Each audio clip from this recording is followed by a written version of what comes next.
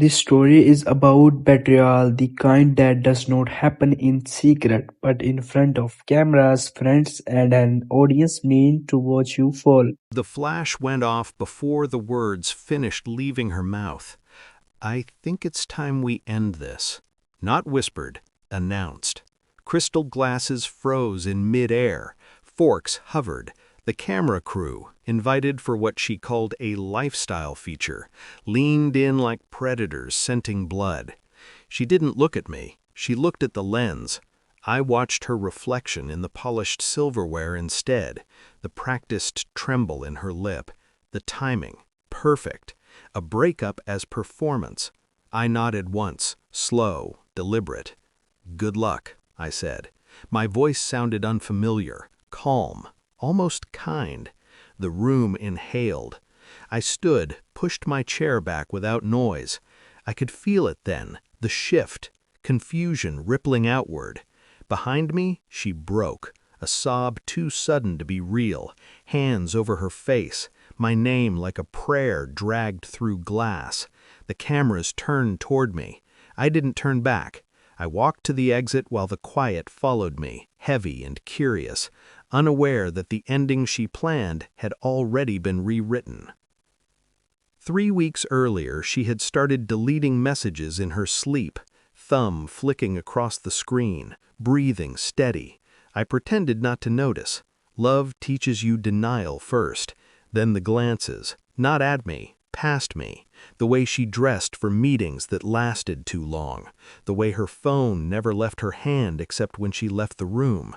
I told myself stories, dead ones, until the night I saw my own name in her calendar crossed out in gray, replaced by a single initial, D. I didn't ask, I listened. I learned the rhythm of lies, the way her voice softened when she wasn't with me, the way she rehearsed sympathy in the mirror. She wanted witnesses, a public ending, a narrative. She would be the brave woman leaving a failing man, and I would be the footnote. I became invisible on purpose, smiled when she touched my arm, nodded when she said my name.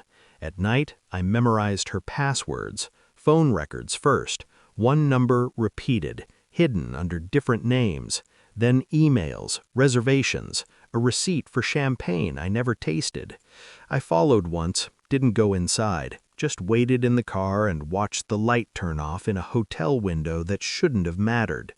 I ordered a paternity test for a child that wasn't even born yet. Didn't need the result, I needed the pattern. Every truth fits eventually if you're patient enough, and I was. She planned the dinner 2 days later. Cameras, friends, a stage.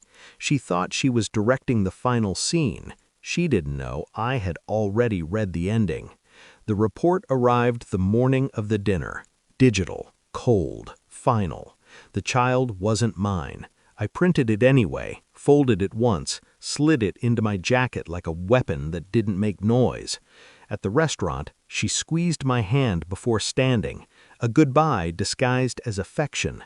When she said the words, I watched the man across the table, the one pretending to be a friend, D.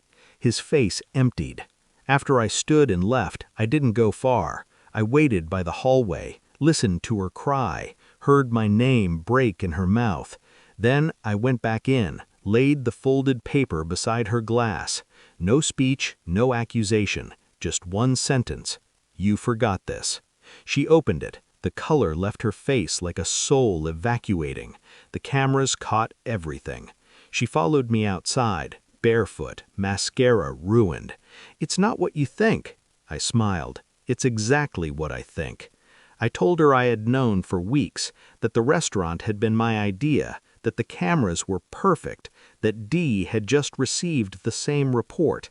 Silence fell between us. Not dramatic, final. Inside, voices rose. I walked away while her story collapsed behind me in real time. No shouting, no threats, just absence. Later, alone, I watched the clip online. Her crying, my back disappearing. People chose sides. None of them chose me.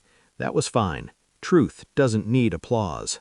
I packed what mattered, left the rest like evidence. Weeks passed, the world forgot. I didn't.